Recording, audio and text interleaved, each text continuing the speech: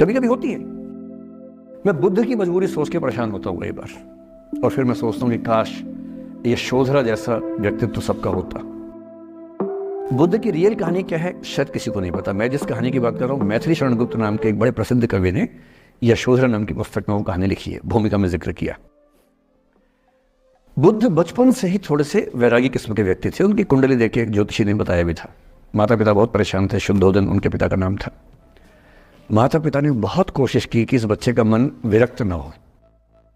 अच्छा महल बनवाया, सारी सुविधाएं दी। जैसे ही बुद्ध थोड़े से किशोरावस्था में आए, उस समय की दुनिया की सबसे खूबसूरत महिला से, लड़की से, यशोधरा से, उसकी शादी करवा दी। यशोधरा के पिता ने काफ़ी एग्जाम लिए बुद्ध जी के, वो सारे एग्जाम में पास हुए, तब जाकर शादी हुई। ऐसे नहीं हुई, शादी हुई। तो बुद्ध भी ठीक था, रमे रहे उस जीवन में। बेटा हुआ उनका राहुल। अब बुद्ध की विरक्ति का भाव बढ़ता जा रहा था। 29 साल की उम्र के आसपास ऐसा हुआ कि उन्होंने एक मृत व्यक्ति को देख लिया, एक बूढ़े को देखा, एक भिखारी को देखा, एक बीमार को देखा। विरक्त हो गए और उनका मन हुआ घर छोड़ दूं, ज्ञान की खोज में चला जाऊं। अब ज्ञान की खोज में जाएं, उनको पता है कि भाई मेरी पत्नी भी है, मेरा बेटा भी है, राज्य भी है, कैसे छोड़ दूं? छोड़ना जरूरी है। अंदर की आवाज है कि छोड़ो, तुम इस चीज के नहीं बने हो, तुम्हारा स्वधर्म कुछ और है। बाहर की जिम्मेदारी है कि छोड़ नहीं सकते। मैं अनुमान करता हूं कि बुद्ध ने शायद अपने पिताजी से कहा हो कभी कि पिताजी मैं बहुत परेशान हूं, छोड़ना चाहता हूं। तो पिता ने समझा बुझा के मना किया होगा कि बेटा शोभा नहीं देता, ऐसा मत करो। हो सकता है पत्नी से भी बात की हो। पत्नी ने भी कहा हो कि ये क्या बात हुई, हम सबका जीवन तुम पे टिका है, बच्चा अभी बिस्तर से भी नहीं उतरा है, अभी तो चलना भी नहीं शुरू किया है, तुम ऐसी बात कर रहे हो। इसका जिक्र नहीं मिलता इतिहास में कि ये बात हुई कि नहीं हुई। और एक दिन बुद्ध ने तय किया और वो आधी रात को पत्नी और बेटे को सोता हुआ छोड़ के चले गए। इसको बौद्ध परंपरा में महाभिनिष्क्रमण कहते हैं, बुद्ध का अपने घर से निकल जाना। अब बुद्ध चले गए, लेकिन मैथिली शरण गुप्त यशोधरा के पर्सपेक्टिव से बुद्ध को देख रहे हैं। यशोधरा बहुत परेशान है, भाई पति चला गया है, बच्चे का पिता चला गया, मजाक थोड़ा है। राजा परेशान है कि उनका उत्तराधिकारी चला गया है। यशोधरा इतनी परेशान है, बहुत लंबे समय तक छंद आते रहते हैं कि वो कितनी बेचैन है, कितनी परेशान है। लेकिन यशोधरा की सबसे बड़ी परेशानी इस बात से नहीं कि बुद्ध चले गए, इस बात से है कि बिना बताए चले गए, भरोसा नहीं किया। और वो अपनी सहेली से कहती है, सिद्धि हेतु स्वामी गए, यह गौरव की बात। मुझे गर्व है कि मेरा पति इतने महान काम के लिए गया है। सिद्धि हेतु स्वामी गए, यह गौरव की बात, पर चोरी चोरी गए, यही बड़ा व्याघात।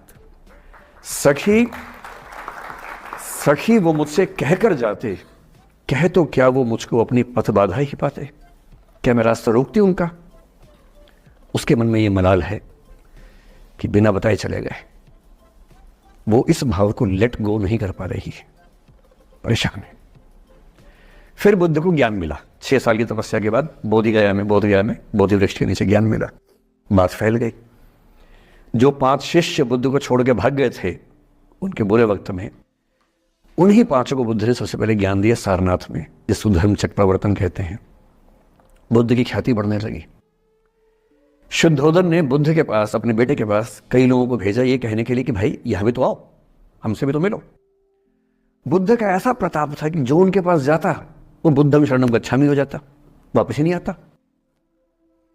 तो फिर शुद्धोदन ने बुद्ध के बचपन के एक दोस्त को ये कह के भेजा, भैया मैं जानता हूं तुम वापस नहीं आओगे, पर प्रभावित होने से पहले बोल देना कि पापा याद कर रहे थे। तो वो गया, उससे वायदा निभाया, हो तो गया, बुद्ध के संग में दीक्षित हो गया, पर वायदा निभा दिया। तो बुद्ध ने कहा जरूर जाऊंगा, पिताजी की आज्ञा है तो जाऊंगा ही जाऊंगा। बुद्ध पहुंचे अपने कपिल वस्तु, जो अपना इलाका था, वहां पहुंचे। पूरे कपिल वस्तु में, नेपाल सिद्धार्थ नगर से नेपाल जाएंगे तो नेपाल बॉर्डर पे कपिल वस्तु है। मैं देखने गया था वो जगह जहां बुद्ध पैदा हुए थे, बड़ा सुंदर स्थान है, आप भी जाके देखेंगे अभी। तो बुद्ध पहुंचे रात को, एक धर्मशाला में रुके। अब वहां हल्ला मच गया कि राजा का बेटा धर्मशाला में। बुद्ध ने कहा भाई मैं देखो राजा का बेटा बन के नहीं आया हूं, मैं बुद्ध बन के आया हूं।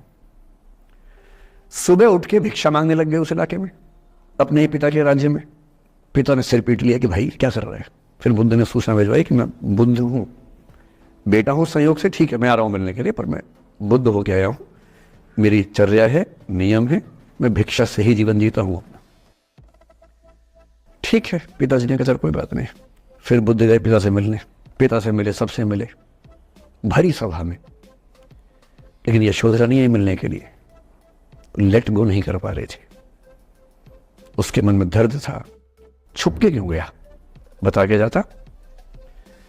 बुद्ध ने पूछा पिता से कि यशोधरा कहाँ है, तो बोले कि वो कह रही है कि अगर बुद्ध मिलना चाहेंगे तो खुद ही मिलने आएंगे मुझसे, मैं क्यों जाऊंगी भाई, आत्मसम्मान भी तो कोई चीज है, मैं क्यों मिलने जाऊंगी। तो बुद्ध मिलने गए। सोचिए कमरे में यशोधरा बैठी है, राहुल साथ में। अब राहुल थोड़ा सा बड़ा हो गया है, 6-7 साल का है। बुद्ध गए हैं। अब आपके मन में आ रहा है कि बुद्ध वहां जाके बोलेंगे सॉरी मैंने गलत किया, I hurt you, I really feel sorry. बुद्ध है वो बुद्ध, वहां जाके क्या बोल रहे पता है, भिक्षाम देहि, भिक्षा दो। और यशोधरा कितनी महान महिला रही होगी, उसने अपने बेटे का हाथ बाप के हाथ में दे दिया। लेट गो का इससे महान उदाहरण दुनिया के इतिहास में नहीं है कि चलो आखिर तुमने आके झुक के कुछ मांगा तो सही। उसकी जितनी ईगो थी, अहंकार था, सब विगलित हो गया। और जो औरत परेशान थी कि मुझसे बिना बताया गया, उसने अपने बेटे को दे दिया कि इसको लेके जाओ, क्योंकि मैं जानती हूं कि तुम महान काम कर रहे हो, और तुम महान काम कर रहे हो तो मैं क्यों बीच में आऊंगी भाई, मेरा पति महान काम कर रहा है तो मुझे खुशी होनी चाहिए, और तुम्हारी उस खुशी में मैं क्यों पीछे हटूं, बस मुझे भरोसे में लेके जाते तो और खुश होती।